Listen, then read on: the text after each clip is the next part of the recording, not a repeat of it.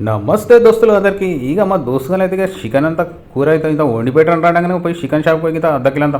chicken అయితే కొట్టుకొని వచ్చి ఇక ఇంత కూర అయితే మంచిగా ఇన్ని ఉల్లిగడ్డలు పచ్చిమిరపకాయలు టమాటా వేసి గ్యాస్ ముట్టించి కడాయి పెట్టేసి ఇక ఇంత నూనె పోసి ఇక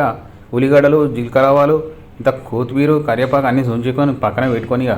మంచిగా ఉల్లిగడ్డలు టమాటాలు పచ్చిమిరపకాయలు ఇక వేసేసి ఒకసారి కలిపి కింద పసుపు వేసేసి ఇక చికెన్ ముక్కలు కూడా అలా వేసి ఒకసారి మంచిగా ఉడికించి కింద ఉప్పేసి కింద సాస్ వేసి వెరైటీగా చేద్దామనేసి వీళ్ళకి ఇక వేసిస్తే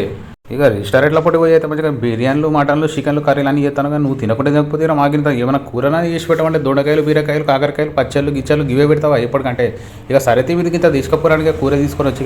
ఇక చికెన్ కర్రీ వండి ఇవ్వగానే ఇక లొట్టలు వేసుకుంటా లప్ప